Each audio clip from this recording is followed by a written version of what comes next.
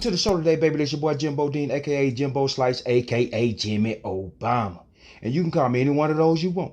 But please do not call me no damn New Orleans Saints fan. This is pound for pound ATL, Ask Jimbo, and we'll pop up in the building today, baby.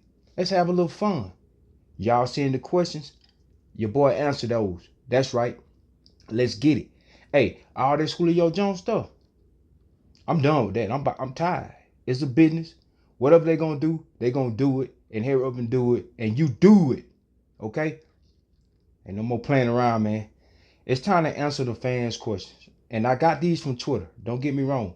I do look at the comments below on the Ask Jimbo episodes. And I do get some questions for those as well. But I got most of these from Twitter because I posted it on Twitter. And these are the ones I'm running with. Okay? If you want your questions answered, please keep sending them. I'll get to them eventually. And you're going to say, Jimmy, he just not answering my question. I will get to them eventually, man. You just keep on sending them. And this is gonna be all off season. Ask Jimbo. And I'm gonna give it to you straight, cut, and dry. Ain't no beating around the bush around here. I'm gonna give it to you straight up. And hey, look, man, make sure y'all like, share, and subscribe. We're over 4,000 followers, 4,000 subscribers right now. I'm loving it. Catch me on Twitter at Jimmy Obama, JIMMYOBAMA. Leave the questions for the next Ask Jimbo. I'm going to get with y'all, man, and y'all know this, okay? So, without further ado, let's get to these questions. I got five of them for y'all for this episode, and I'm going to answer them to the best of my ability. I'm going to give my opinion. At the end of the day, this is my opinion, right? This is not what I got from somebody else, and this is not what somebody else told me to say. This is my opinion, okay? So, it is what it is. At the end of the day, I just want to see the Dirty Birds win. That's all I want to do. I want to see the Atlanta Falcons win, get to a championship, get to something, win something in my lifetime, period. And that's what everybody wants. I know it. I know all y'all want to win a championship at the end of the day. So let's get to it, baby. Let's get to Jay in the truck. What's up, Jay in the truck? Got him off Twitter. Loyal fan. I love it. I done answered his question before. Had to answer it again. It's a two-part question from him, and I felt good about answering this one this time. I like it. Because he's kind of on this off-season little roller coaster that we're going on now. You know, first you replace Matt Ryan, and then you want to replace Trey Julio, and all it's a roller coaster ride that we on. We just gotta buckle up and let's ride on, and let's hope whatever we doing lead the wins. All right, Jay in the truck, what's happening, baby? Let's get this dub, this win, baby. First question, Jay in the truck. Jay in the truck said, do you think the roster is done, or do we add a free agent that's available, or through cuts? Now, I don't think it's done. I really don't believe. Well, I'm gonna wait till September, and that's when I start to think they're gonna stop. And I'm gonna wait all the way to September, and that's when I'm gonna start thinking they're gonna stop and adding players. It ain't done, man. We might add another tight end tomorrow. They ain't done. And through cuts, they might be done cutting people far as that was on the roster last year.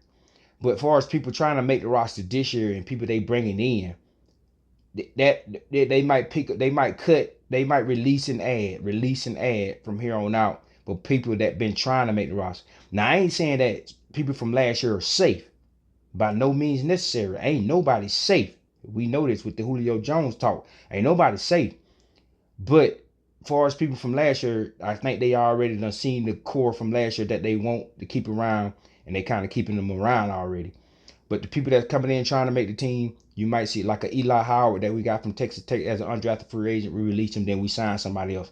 I think you're gonna see a lot of that this offseason. Release and sign. So I don't think they're done by any means necessary. When I'm gonna feel comfortable believing that they're done, as in adding players to the roster, is when they kick the ball off in early September. And then I say, okay, that's the roster. When I see that final roster, then I say they done. All right. Part 2 of Jay in the truck. Part 2 of his question. He says, who's getting a contract extension so we can sign the draft class? Great question. Because we ain't signed them yet. After this Saturday, we ain't signed them yet. So let's do this. It's only really one person. If you really look at it, it's really one person, because he's deserving of an extension. and his extension make more sense. And that's Grady Jarrett. You probably knew that was coming, but it's Grady. Grady, our best defensive player. Grady need to be extended. Grady need to be on the Atlanta Falcons past the time that he got his current contract. We know this. But what about somebody else? What if we can extend somebody else? What if we ain't thought of that? Nobody ain't saying nothing about that. It all been boiling down to Grady Jarrett. What if we extend Julio Jones? Think about that for a second. If you ain't gonna trade him, if you ain't gonna let him go, extend him. If you're gonna keep him, extend him. It make more $38 million. $38 million is due to Julio Jones in the next 3 years. Add one more year to that. Take out $8 million, $9 million, tack it on to that. All guaranteed, and we just keep on pushing. If you ain't gonna trade him, extend him. Yep, I said it. Oh, Jimmy, kicking the can down the road and all this. I don't care about no kicking. Once you extend him, he's gonna be easier to trade because that's less money. I said it. So besides Grady Jarrett, the next person and saying that it's not feasible, is possible. Sit him down, talk to him, ask him do he want to be a Falcon for life, and with Arthur Blanks already came out and said, extend Julio Jones. If you're not gonna extend Grady Jarrett, extend Julio, then you can sign the draft class, or extend Jarrett, or extend both of them. If you ain't gonna let him go, give him another year. Stretch that money on out then. Why not? If you ain't gonna get what you think you're gonna get out of him, and more years pass by, it's gonna be harder to trade him. So if you don't get it done after this June 1st, you might as well go ahead and extend it, sign a draft class. So extend Julio Jones. Holla at your boy. Ain't nobody saying that. I said it. And I'm done with it. Okay. Let's move on. Jay the Truck, I appreciate the question, big dog. Keep them coming. Atlanta Falcons for life. Rise up. Anyways, let's get to Adam. Adam Ski. Adam. Y'all know Adam. Adam be coming through. Shout out to people in Canada up there. Y'all chilling above. Y'all chilling up there. Anyway, Adam asked me, he said, what do you think of the DB group collectively? Best guess at the starters. Collectively, as is the group that we got right now. This is the group that we got right now. AJ Terrell, Ron Hardman, Richie Grant, Kenneth Sheffield, Isaiah Oliver, Jalen Hawkins, Eric Harris, Fabian Monroe, Darren Hall, Dwayne Johnson Jr., TJ Green, Derek Abrams, Tyler Hall. We got Marcus Murphy, we got J.R. Pace, and we got Chris Wilson. That's the whole secondary right there, safeties and cornerbacks. As a whole, I think it's better than what we've been had. Way better than what we've been had. Oh, Jimmy, they ain't played the game yet. I don't care about that. I done seen what the ones in the past did. Nothing. They were short, and then they were short, and then they were slow. Think about that. These people we got now, taller, longer, lankier, faster.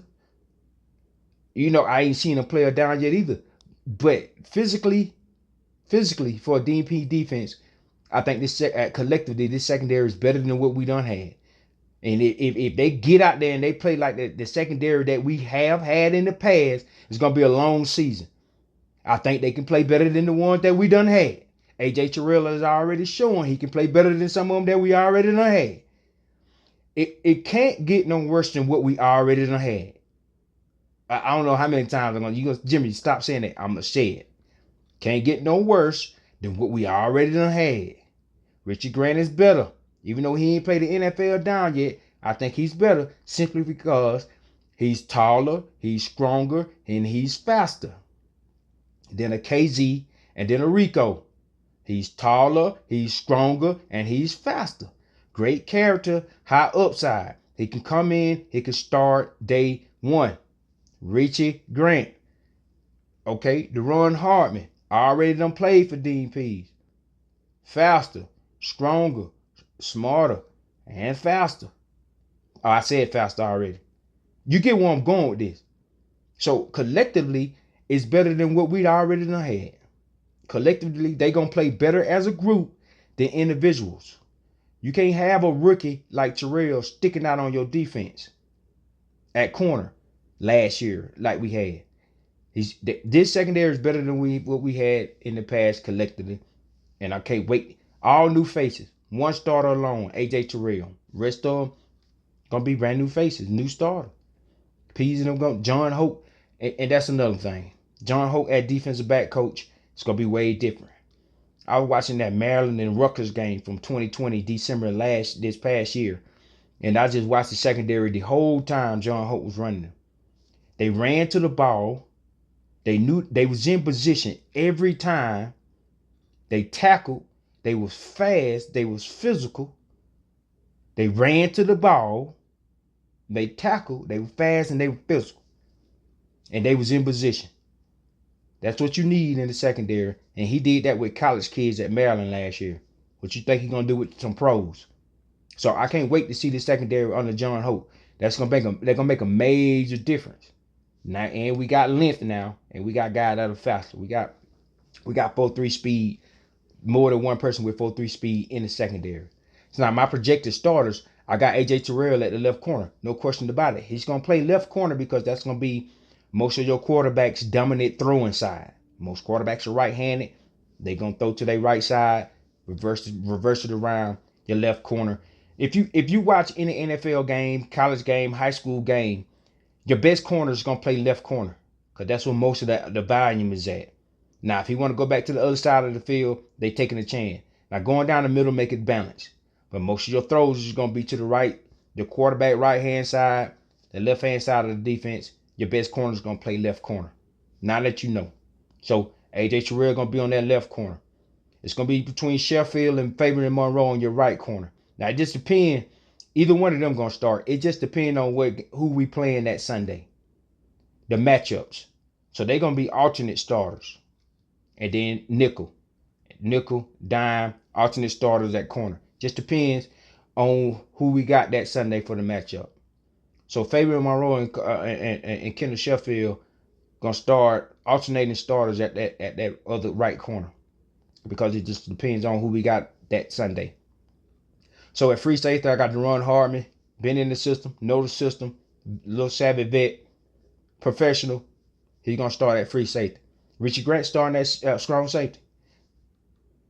That's an easy transition for a rookie to be at strong safety.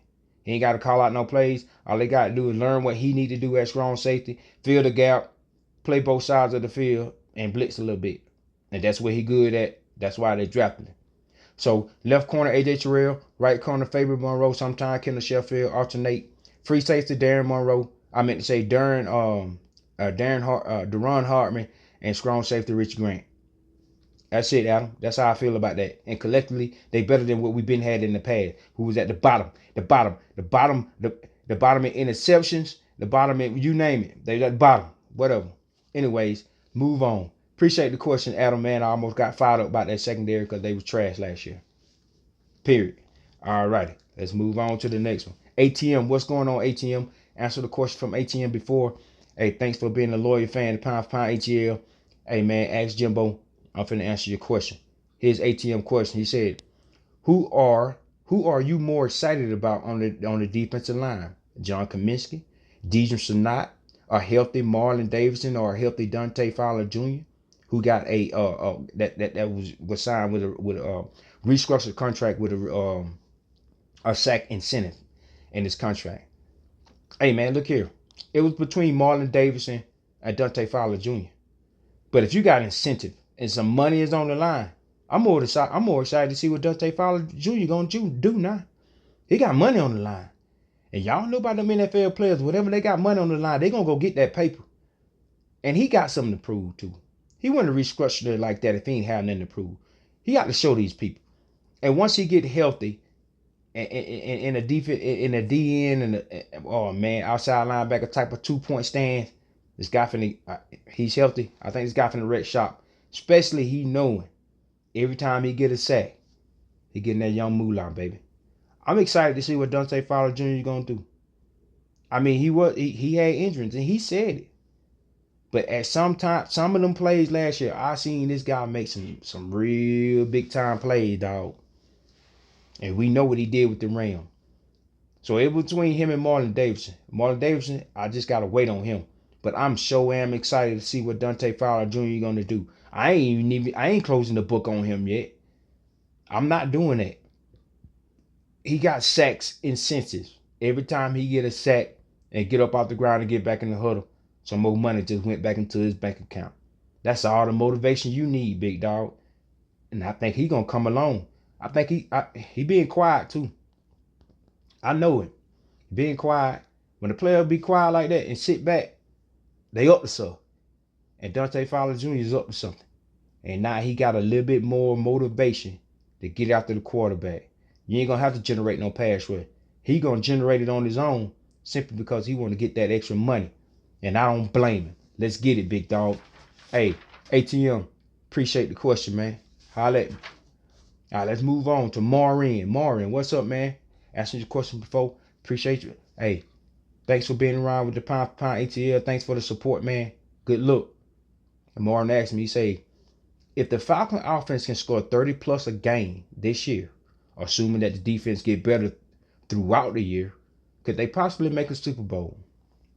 Now that S word, we probably want to stay back from that S word just a little bit. We probably want to haul off on that S word a little bit. But let's talk about this though. The NFL is built for for one season overnight turnarounds. What?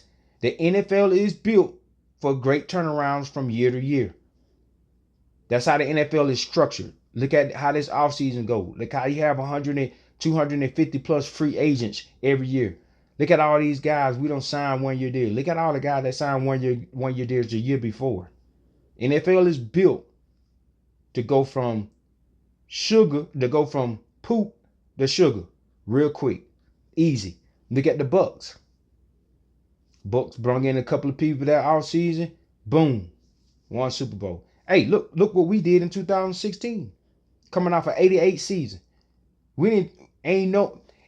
Put in the comment if you knew after that 88 season we were gonna make it to the Super Bowl. Cause I didn't. I didn't think we would. I thought we was gonna be at least 12 more wins and get to the championship game or something second round. But we went all the way to the Super Bowl. Over one off season, one draft class. We was in the Super Bowl. So I ain't gonna say hold off on that S word too much because the NFL is built so you can all of a sudden be that team. I seen this Jacksonville Jaguars go for nothing to an AFC championship game, one game away from the Super Bowl. You see what I'm saying? It could happen in the NFL. New regime and all, it can happen. I mean, like I said with us, we was 8-8, off season, Super Bowl. Now to win the Super Bowl, I don't know, but to make it to the Super Bowl, you can do it overnight. It almost. That's the way the league is structured. That's the way Roger Goodell and them want it to be. They don't want no team to be sorry year after year unless you just really following it up. So there you go. Anything can happen, more. We could. Anything is possible. We don't know. But the NFL sets it up so you probably could have that chance if you catch your breaks. But I appreciate the question, man. Hey, Super Bowl, if we make it, if we win it, I'd be just excited as I was in 2016. Losing my boys, going crazy, rising up, big dog. That's what we do. Just win. Maureen, appreciate the question, man. Anyways, last question of the night for the Ask Jimbo. Make sure y'all like, share, and subscribe. I'm going to get to this last question, man, and then I'm going to get up out of here. And this is from Fleet Nasty. Oh, Fleet Nasty. I drink Fleet Nasty. I'm going to drink that. I drink that. But Fleet Nasty, I don't know where you got the name from. That's up to you. But anyway, Fleet Nasty hit me up on Twitter, and Fleet Nasty wanted to know. He said, do you think the defense has the potential to be a top 10 defense this year? I know it's far-fetched, but I think it's possible. Like I just told Maureen, anything is possible. Now, over here at Pound for Pound ATL, y'all probably heard us say P's name. We probably in the Guinness Book of World Records for saying Dean Pease. We might be in the Guinness Book of World Records. We just might be. Moving on. And we digging deep into his defense and digging deep into what he like to do. So you stick around for that. We're going to have something for y'all where y'all going to be like, okay, we got firsthand up close and personal on how Dean Pease like to operate. This man didn't come out of retirement for nothing.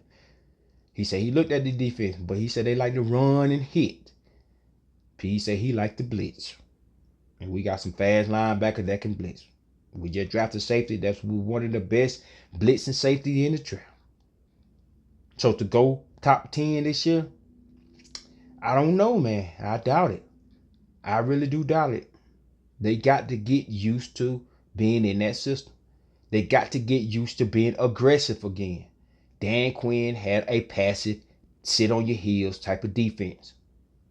Raheem Morris and them, they didn't blitz that much. When they had a chance to, they did. They blitzed when the offense allowed them to blitz. DP's gonna blitz when he wanna blitz.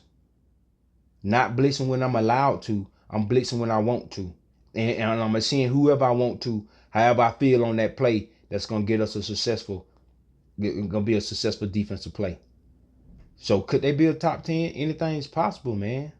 With this looking at this schedule, and on 14 out of the 18 games, we're gonna be playing against a quarterback where they really ain't no good. These quarterbacks really ain't gonna be all that. They could easily be a top 10 defense playing against subpar quarterbacks. It's possible with this schedule. It's possible. So I ain't saying we ain't, but it's a slim chance because we got to get used to being the DP's defense and learning the system, and players getting used to playing with each other in the system because we got new guys in the system. So I don't think we're going to be top 10 this year, but the second season under DP's, we will be a top 10 defense. And once DP's gone, I think we still going to be a top 10 defense because I think John Hope is going to be lined up for that defensive coordinator position after DP's leave. Oh, broke it early. See, we break stuff. I really see John Hope moving into that DC when P's leave, and John Hope going to take over. And he'll be a hell of a defensive coordinator if you ask me. He'll pick up where P's left off. He finna learn on him for 2 years. I can see John Hope becoming the defensive coordinator after P's leave. That'd be awesome.